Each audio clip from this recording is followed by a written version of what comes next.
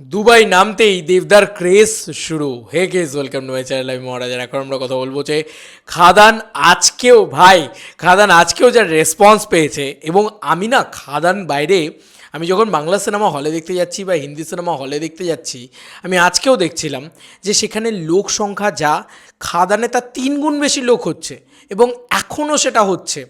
আজকে 6th week বন্ধুরা, 6 নম্বর সপ্তাহ, তারপরেও এটা হচ্ছে। কি বলবে বন্ধু, this is the power of কি mass Maharaja. He is the ultimate king of box office. আর কিছু বলার নেই। তো এটা আমাকে অর্জুন বলছিল, আমি সত্যি কালকেও দেখবে তুমি খাদানের রেসপন্স এবং 26শে জানুয়ারি মিলিয়ে নিও আমার কথা। যে কটা বাংলা ছবি রিসেন্ট টাইমসে রিলিজ করেছে তার ভিতর বিনোদিনী খুব ভালো রেসপন্স করছে, যেটা আমি তোমাদেরকে একটু দেখিয়ে দিই। বুকমাই শোতে অলরেডি নাম্বার 1 ট্রেন্ডিংয়ে চলে এসেছে বিনোদিনী, এবং বিনোদিনী কিন্তু কালকে হাউসফুল আছে। আমি তো আগেও তোমাদেরকে বলেছিলাম যে এটা কিন্তু হবে ভাই, এটা খুব স্বাভাবিক ব্যাপার। তোমরা দেখো জাস্ট, মানে আমি এত বিনোদিনী সার্চ হয়েছে যে এই যে পপুলার অ্যান্ড ট্রেন্ডিংয়ে নাম্বার 1-এ রয়েছে বিনোদিনী একটি নটির উপাখ্যান, এবং তার সঙ্গে সঙ্গে তারপরে রয়েছে স্কাইফোর্স, তারপরে পুষ্পা 2, তারপরেই খাদান। খাদান এখনও চলে যাচ্ছে কিন্তু। এবং বিনোদিনী কালকের বুকিংটাও একটু দেখিয়ে দিই। কালকের ডেটে মানে এটা দারুণ ব্যাপার যে কালকে, আমি সরি হুগলি খোলা রয়েছে, কলকাতা করে দিই। স্টার থিয়েটার কালকেও হাউসফুল আছে। তো বিনোদিনী কিন্তু বেশ ভালো যাচ্ছে, মানে সত্যি বলে সত্যি কিছু নেই, ছবি হিসেবেও খুব ভালো হয়েছে। কিন্তু বিনোদিনী কিন্তু বেশ ভালো রেটিংও পেয়েছে, যেরকম রেটিং পাচ্ছে সেরকমভাবেই কালকের ডেটে এই দেখো ইয়েলো কার্ডও দেখছে, শুরু হয়ে গেছে ইয়েলো কার্ড দেখা। তো দেবদার নামটা কিন্তু ভাই আলাদাই, এটা দেখা যাচ্ছে। সি ইট দ্য রেসপন্স, 2-3টে টিকিট পড়ে আছে, ইয়েলো কার্ড দেখছে, মানে এমন নয় যে শুধু ইয়েলো কার্ড পুরো হলটা হাউসফুল, দেখতে পাচ্ছ। তো এই হচ্ছে রেসপন্স, ঠিক আছে। এবার 26 তারিখ তো স্বাভাবিক ব্যাপার যে আরও ভালো রেসপন্স হবে। আচ্ছা, এটাও তো দেবদার অ্যাচিভমেন্ট, তাই জন্য কথা বললাম। দেবদাকে নিয়ে আজকে সারাদিন সিনেমা দেখেছি বলে কথা বলা হয়নি বলে কী ভাবেছিস? দেবদার ফ্যান দেবদাকে ভুলতে পারে না, মানে এটাই আর কি ব্যাপার। আচ্ছা, খুব সুন্দর একটা জিনিস হাসান আমাকে পাঠিয়েছে, সেটা তোমাদেরকে একটু দেখাই। সেটা হচ্ছে যে মানে দুবাইতে নামতেই দেবদার যে ক্রেজ, সেটা মারাত্মকভাবে দেভিয়ান্স এক ফ্যান গ্রুপের পক্ষ থেকে দেওয়া হয়েছে। এই যে এই দেখো, দুবাইতে নেমেছেন দাদা, আর সঙ্গে সঙ্গে দেভিয়ান্সরা দেখা করতে চলে এসেছে দেবদার সাথে।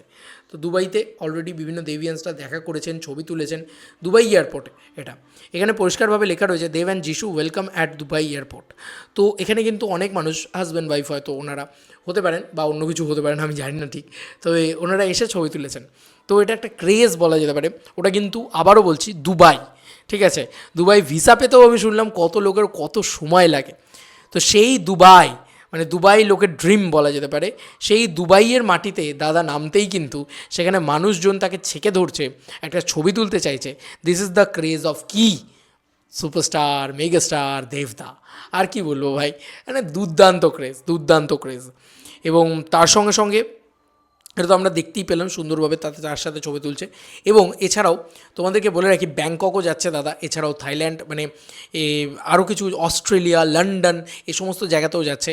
তো ন্যাশনাল, সরি ন্যাশনাল না, ইন্টারন্যাশনাল এখন আমরা, আরে ইন্টারন্যাশনাল, আরে তো এই ইন্টারন্যাশনাল রিলিজটাও কিন্তু একটা বড় ব্যাপার। দুবাই তো হাউসফুল হয়েই গেছে, ইন্টারন্যাশনাল এই ক্রেজটাও একটা বড় ব্যাপার। দেখা যাক যে কী কী দেখতে পাই আমরা এই ইন্টারন্যাশনাল ক্রেজে। তোমাদের কেমন লাগছে বলো তো এই পুরো বিষয়টা? আমার তো হেভি লাগছে ভাই। আর খাদান আমাদের এখানে এখনও ব্যবসা করে যাচ্ছে। হ্যাঁ, দুবাই না হয় হাউসফুল যাচ্ছে কারণ দুবাই প্রথম দেখছে, মানে নতুন করে দেখছে। বা কালকে লন্ডন যদি হাউসফুল যায়, সেটা লন্ডনে যাবে, কারণ সেখানকার বাঙালিরা দেখবেন। কেন দেখবেন? তার কারণ তারা প্রথমবার দেখছেন। আরে ভাই, আমরা তো দেখে নিয়েছি এতবার, তারপরেও আমি 7বার খাদান দেখেছি। এবার অনেকে আবার লিখছিল যে দেখ এটা ঢপের কথা, আমি 7বার খাদান দেখেছি। ভাই প্রত্যেকটা ভ্লগ রয়েছে এবং প্রত্যেকটা দেভিয়ান্স জানে যে আমি কী করেছি, মানে জাস্ট মানে হলের ভিতরে চিৎকার করেছি। আর এই লাস্ট উদয়নে যেদিন গেছিলাম, সেদিনকে উদয়ন সিনেমাতে ফোন করে জেনে নিও, মানে আমার নামটা পর্যন্ত ওদের কাছে পৌঁছে যাবে, তোমরা জেনে রাখবে।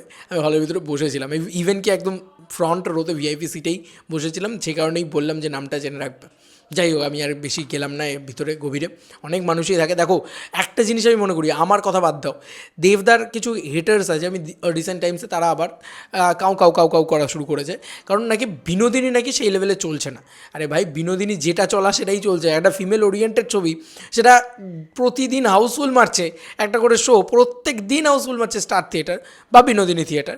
তো সেটাকে না চলা বলার তো কোনো জায়গাই নেই ভাই। এর থেকে ভালো আর কি চলবে একটা ফিমেল ওরিয়েন্টেড ছবি? এর আগে কোন ফিমেল ওরিয়েন্টেড ছবিটা এত ভালো চলেছে? চলে না তো ন্যাচারালি। তো এটা চলছে ভালো, আর কি?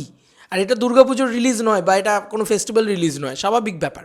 এবার দেখো এই যে নেগেটিভ মানুষজন যারা, বা যারা দেবদার হেটার, হেটার না থাকলে একটা মানুষ সুপারস্টার কী করে? সুপারস্টার হতে গেলে তো হেটার লাগবে, আমার সবসময় মনে হয়।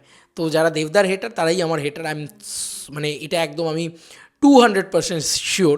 তো আমি এটাই বলবো যে তোদের জ্বলবে, তাতেই দেবদার চলবে। Bye bye.